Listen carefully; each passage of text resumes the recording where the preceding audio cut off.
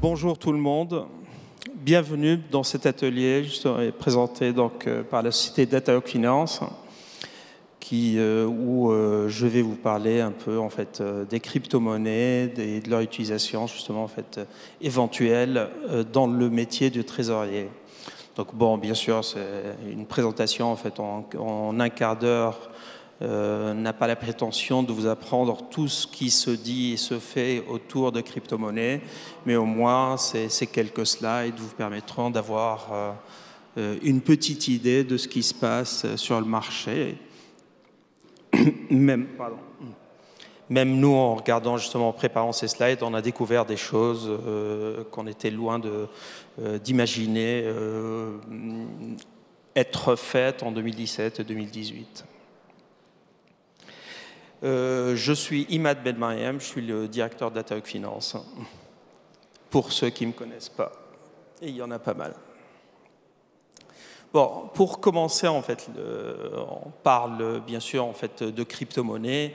La plupart du temps, justement, en fait, les gens ne connaissent que le Bitcoin, avec tout ce qu'on a vu dans la presse, tous les articles, tout ce qui s'est dit autour du Bitcoin en 2017 à cause des problèmes de volatilité, justement, en fait, que cette crypto-monnaie a subi.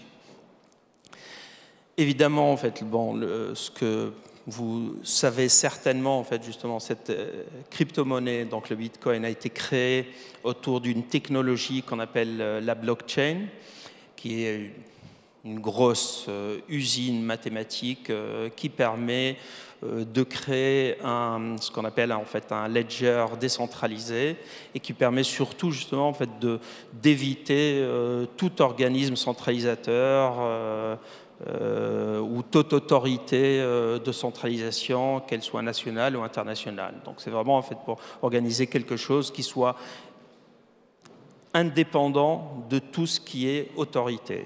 Donc, mais malgré cela, c'est quand même quelque chose qui est fiable, qui est traçable et qui permet, grâce justement en fait ce qu'on appelle ce ledger décentralisé, grâce à une duplication de l'information à un niveau assez élevé d'endroits, d'être sûr justement en fait que l'information n'est jamais altérée et d'être sûr que l'information qu'on récupérera de la blockchain à un certain moment est la bonne et elle est validée justement par des milliers, voire des dizaines de milliers d'intervenants. Ce qui est aussi intéressant avec les bitcoins, mais on en parlera un peu plus loin, c'est que justement, en fait, c'est quand même la base et la réduction des frais. Parce qu'on dit, quand on dit se débarrasser justement des autorités centralisatrices, etc., c'est surtout que se débarrasser de pas mal de frais.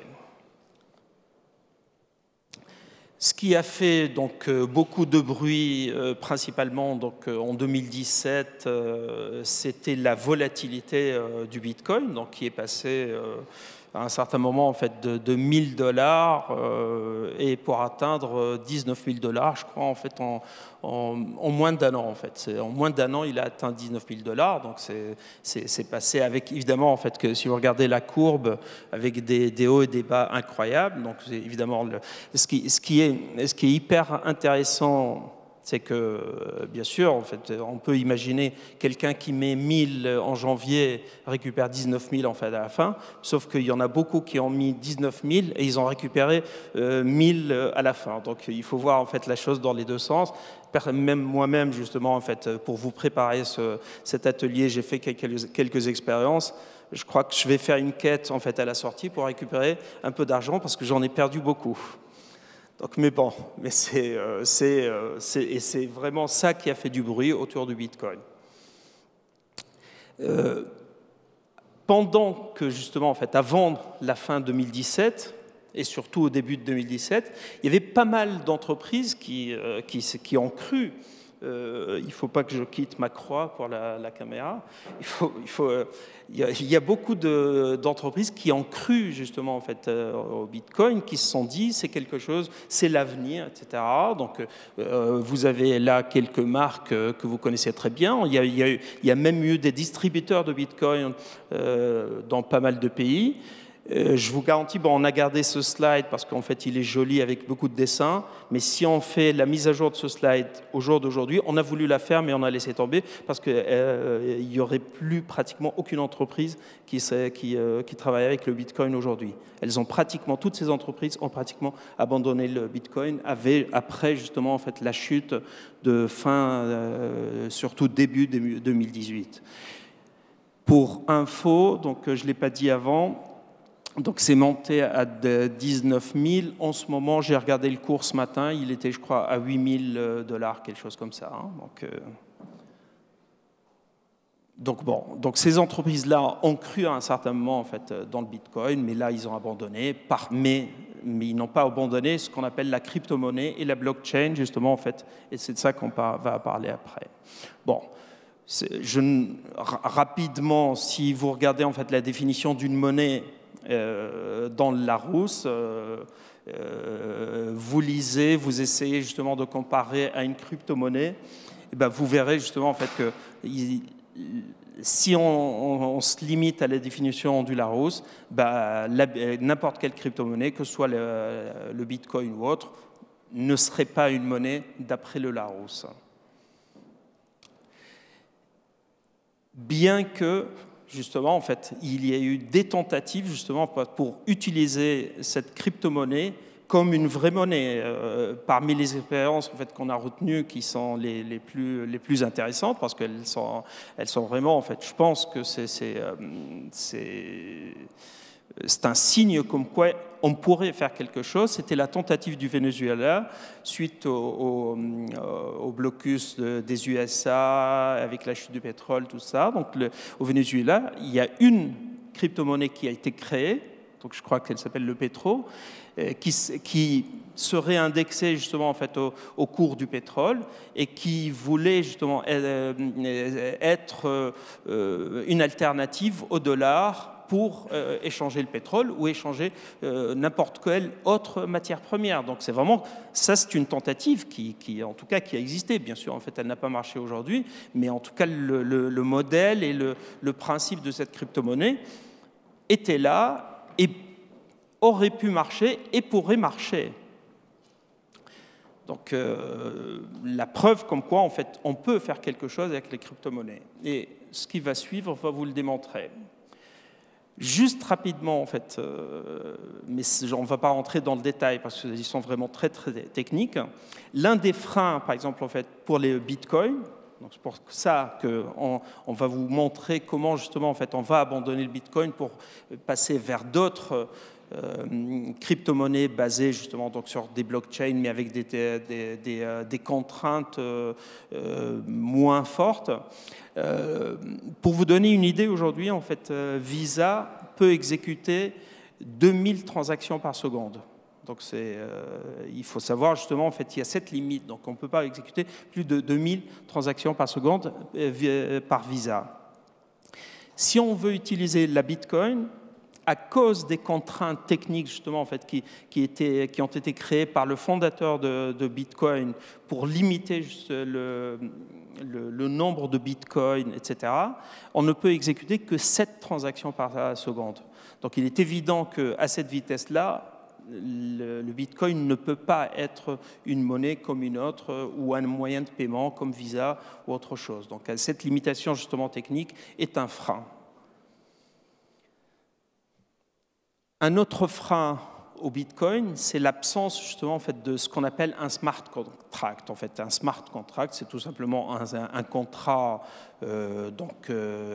virtuel, donc dématérialisé plutôt, entre les contreparties. Donc, comme on le verra après, il y a de nouvelles crypto-monnaies qui ont créé cette notion de smart contract, donc qui permet justement de baser une opération financière, donc un transfert de devises, sur un contrat. Donc c'est vraiment ce qui va changer complètement l'utilité justement en fait de la crypto-monnaie. Donc le problème de la Bitcoin, c'est qu'elle n'est pas du tout liée à un smart contract, c'est une opération indépendante et la problématique de contractualisation doit se faire à côté via un autre moyen. Ce qu'on appelle le smart contract, c'est un peu, vraiment, on a pris quelques exemples simples, c'est comme pour quand on va à la poste, en fait, on ne paye la marchandise qu'une fois le facteur nous l'a reçu, donc on paye directement le facteur, donc là, c'est un peu, ça vous donne une idée justement sur cette histoire de smart contract. Donc du coup, la crypto-monnaie n'est virée qu'une fois la marchandise reçue. Et puis le problème, comme je le disais tout à l'heure, en fait, du Bitcoin, c'est que elle ne peut pas être utilisée justement en fait pour des échanges courants à cause du problème technique que j'ai donné tout à l'heure. Ça ne peut pas être le reflet de la santé justement économique ou quoi que ce soit, parce que c'est vraiment, en fait, comme on l'a vu en 2017, ça passe de 1000 à 19 000, de 19 000 à 10 000, sans aucun lien avec quoi que ce soit. Aujourd'hui, elle ne peut pas être conservée justement en fait parce que quand on a parlé de Bitcoin, on s'est dit oui, ok, ce sera pas une devise à part entière, mais ça peut être utilisé comme devise pivot pour des échanges, c'est pas moi, de dollars vers yen, au lieu de faire dollar vers yen, on ferait dollar vers Bitcoin et Bitcoin vers yen. Mais vu la volatilité justement en fait de cette devise, aujourd'hui, personne ne prendrait le risque d'utiliser le Bitcoin comme devise pivot. Contrairement à d'autres justement crypto-monnaies qui se sont créées justement, bon, la plus connue c'est Ethereum, donc qui existe depuis 2015, qui est vraiment en fait aujourd'hui en termes de masse le premier concurrent du Bitcoin. Avec une blockchain plus rapide, donc du coup on peut faire plus de transactions par seconde que le Bitcoin qui est limité à 7. Bon, là aussi, plutôt en fait les smart contracts sont possibles, donc on peut lier Ethereum à un smart contract. On n'a pas parlé tout à l'heure en fait pour les bitcoins de la rémunération des mineurs. En fait, je ne sais pas si vous connaissez la notion de mineurs. Les mineurs sont des personnes en fait avec leurs ordinateurs qui créent les bitcoins. Et en créant les bitcoins, vous leur payez des frais, ce qu'on appelle de minage. Donc c'est un petit pourcentage sur les devises qu'ils créent. Donc sur les bitcoins, les frais de minage sont un peu élevés. Sur l'Ethereum, elles sont beaucoup moins élevées. On verra sur les autres, elles sont encore plus faibles. Et surtout, justement, en fait, l'Ethereum n'a pas de limite de production parce que le Bitcoin est limité, je ne sais plus, à 27 milliards de Bitcoin. Donc, en fait, une fois on aura atteint 27 milliards, on ne peut plus créer de nouvelles Bitcoins. Alors que l'Ethereum n'est pas limité, donc on peut en créer ce qu'on veut. Enfin, vous allez me dire à quoi ça sert, puisque de toute façon, c'est basé sur aucune richesse touchable, tout ça. Mais bon, voilà, c'est comme ça, c'est mathématique. L'un a préféré limiter à 27 milliards et l'autre a dit aucune limite.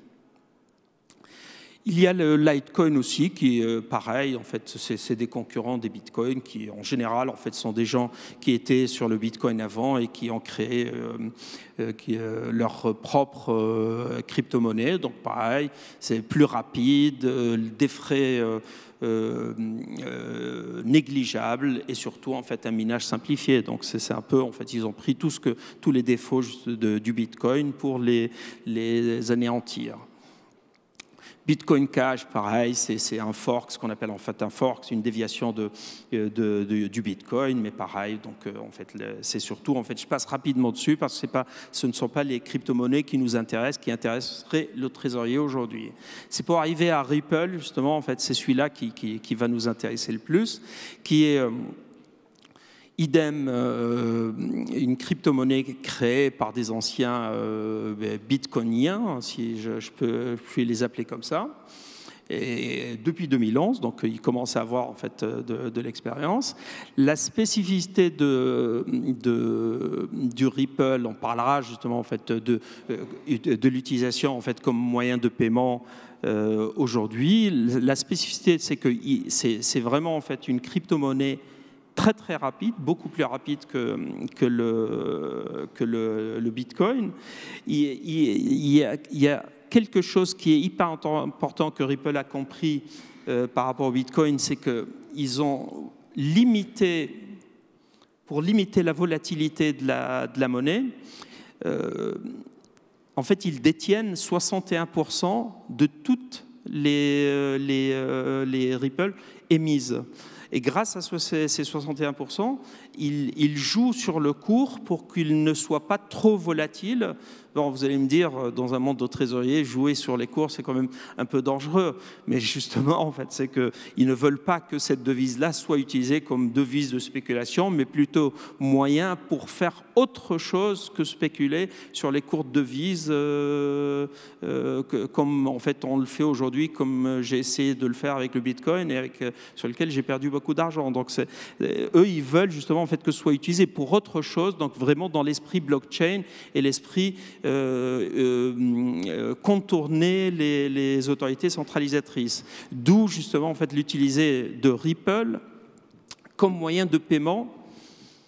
Je ne dirais pas, en fait, même Ripple disent qu'ils sont concurrents de Swift, tout ça, mais en fait c'est faux, ils ne seront jamais concurrents de Swift, mais plutôt complémentaires à Swift. En fait, là où Swift, par exemple, ou d'autres réseaux de communication, justement, en fait, de transfert des paiements ne seront pas présents, le Ripple pourrait être une alternative.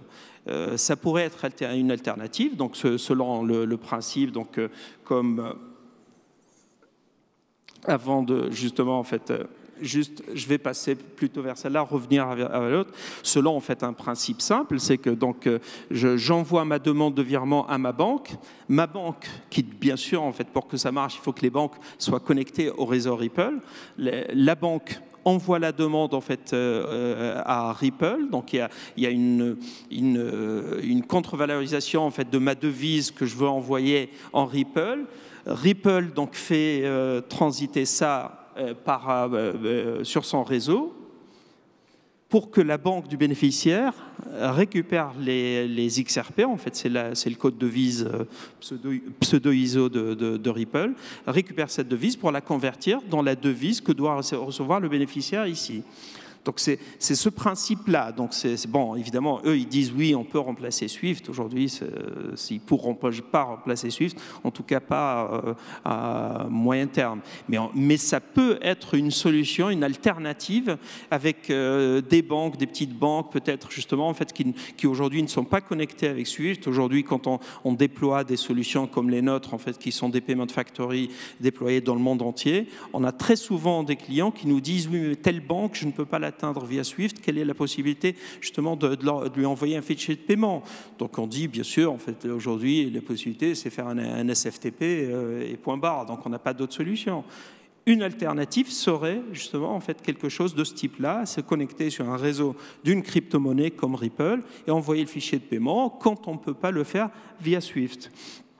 Et pour vous montrer que il y a quand même quelque chose qui est en marche aujourd'hui dans ce sens-là, puisqu'il y a énormément de banques aujourd'hui qui commencent à s'intéresser et qui sont connectées au réseau Ripple. Donc vous avez Merrill Lynch, Royal Bank of Canada, Santander, Unicredit, tout ça, toutes ces banques-là sont connectées. Et d'après ce qu'on a compris, c'est qu'en même temps, elles se connectent et en même temps, elles prennent des parts justement dans le capital de Ripple pour stabiliser sa structure, etc. Et on a aujourd'hui quelques expériences qui sont effectuées avec ce moyen de paiement que je vous ai montré, dont par exemple Crédit Agricole qui teste des virements de salaire aux expatriés français en Suisse. Voilà, bon, c'est bien sûr, même si c'est un pays vraiment en fait proche, avec des banques normalement qui sont connectées à Swift, ils ont fait ce test et ça a l'air de marcher. Donc vous voyez, c'est vraiment une alternative au réseau Swift qui peut être justement un complément quand Swift n'est pas présent. Ce qui est important donc, à noter, c'est que ça limite, en fait, c'est une erreur. Hein. Ce n'est pas les frais de change qui sont diminués parce que les frais de change ne bougent pas. C'est plutôt en fait des frais de transfert qui sont vraiment en fait extrêmement réduits. Parce que les frais que fait payer Ripple pour transférer justement en fait la devise, ils sont vraiment en fait de quelques centimes de dollars par rapport à d'autres frais de virement cross-border que vous connaissez et qui sont quand même de quelques euros ou quelques dollars. Donc c'est vraiment, les frais sont extrêmement réduits, pas les frais de change, c'est une erreur donc qu'on corrigera sur le PowerPoint. Il n'y a presque plus d'intermédiaires. Enfin, il n'y a plus d'intermédiaires. Vous allez me dire, via Swift non plus, il n'y a pas d'intermédiaire. Mais bon, il n'y a pas d'intermédiaire non plus. Il n'y a pas de compte bancaire nécessaire, justement, en fait, chez Ripple pour faire le transfert. En fait, il suffit que les banques soient, justement, en fait, connectées à ce réseau. Bon, on a un Stellar qui est notre crypto-monnaie et qui est en fait vraiment un copier-coller de Ripple, donc c'est vraiment en fait la même chose, qui existe depuis 2014 et qui, bon, c'est ce qu'ils disent aujourd'hui, hein, ça ne m'engage pas, ça les engage eux, disent que c'est une fondation à but non lucratif. Je ne vois pas comment, mais c'est ce qu'ils disent. En tout cas, c'est une crypto-monnaie qui existe aujourd'hui, qui marche. Les frais sont vraiment en fait encore plus réduits que Ripple.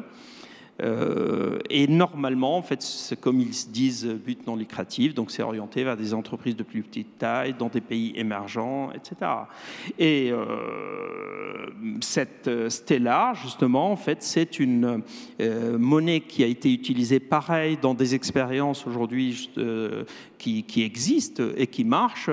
Là, on a celui que je voudrais prendre comme exemple, l'expérience qui est faite par IBM aujourd'hui pour faire des échanges de devises de paiement en fait, sur pas mal de pays comme le Royaume-Uni, Fidji, Australie, Nouvelle-Zélande. Donc ça, c'est une expérience qui est en cours et qui marche aujourd'hui. Donc c'est vraiment une alternative à un réseau de paiement comme SWIFT et qui marche, on en a la preuve, il y a des POC aujourd'hui qui sont en cours.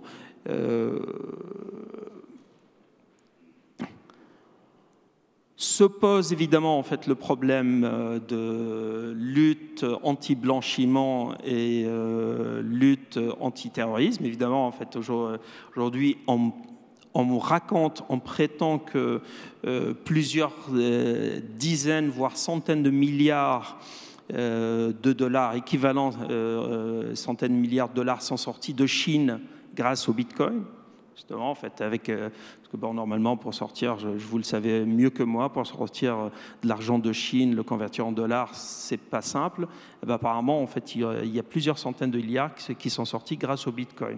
Donc, du coup, en fait, il y a un vrai problème de blanchiment d'argent grâce aux crypto-monnaies.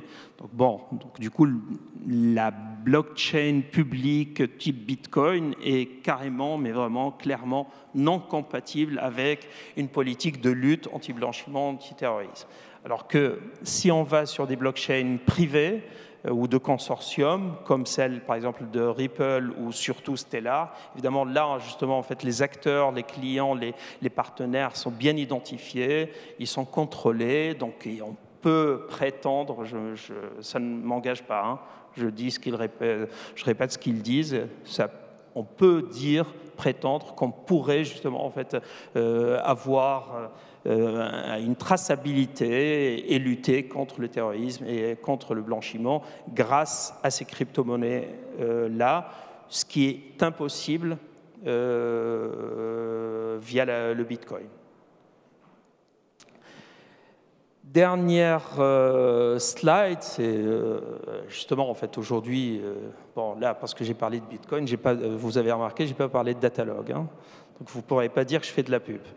Bon, Datalogue, quand même, s'intéresse à la blockchain et aux crypto-monnaies.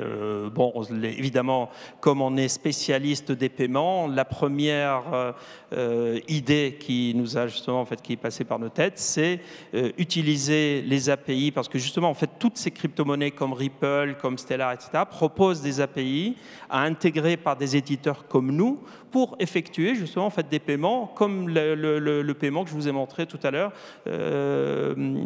sur les schémas Ripple.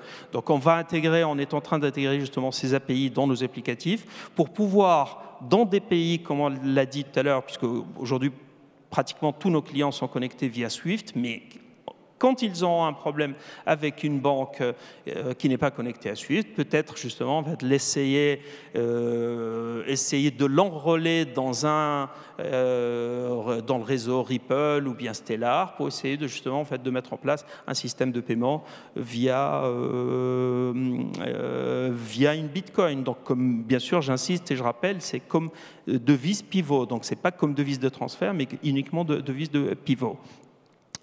Aujourd'hui, donc, comme on travaille aussi sur tout ce qui est Swift GPI en même temps, ça nous permet justement en fait, de comparer les expériences que via Swift, via Ripple ou autre, et vous donner un retour d'expérience, j'espère, peut-être l'année prochaine.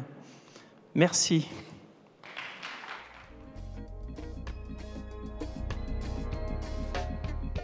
Il reste peut-être 1 ou 2 minutes à des questions, si vous avez des questions.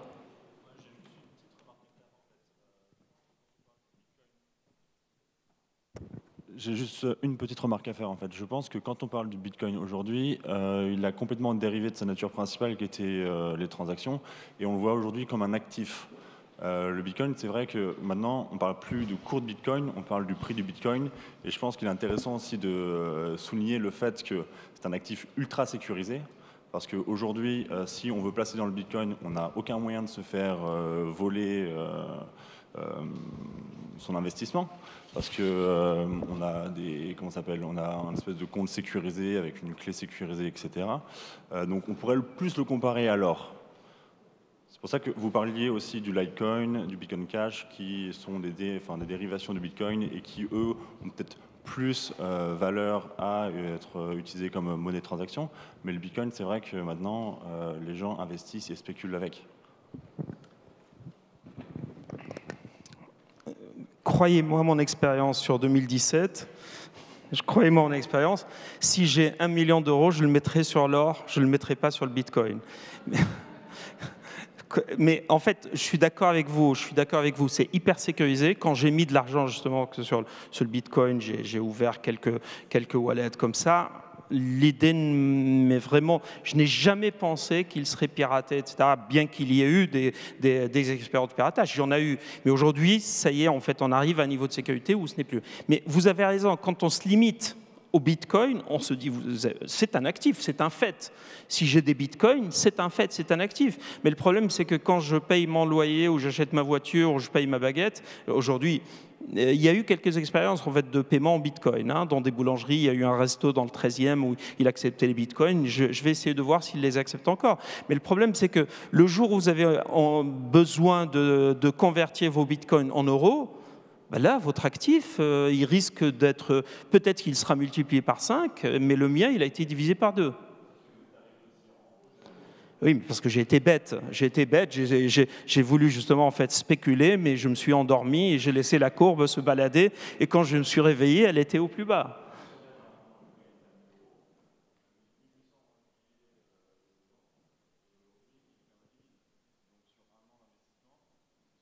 Non, mais je suis bête, j'ai investi à 10 000 au lieu d'investir à 1 800. Mais non, mais bien sûr, c'est facile après coup. Vous savez, vous faites comme les économistes à la télé. Ils arrivent après la crise et ils vous l'expliquent. Non, mais je vous dirais, mais vraiment, j'ai fait l'expérience parce que j'ai voulu la faire, l'expérience, et j'ai perdu beaucoup d'argent. Et d'ailleurs, en fait, le premier message, justement, en fait, c'est la fin de l'atelier. Le premier message qu'on vous dit, c'est que n'investissez jamais un montant dans le Bitcoin que vous n'êtes pas prêt de perdre.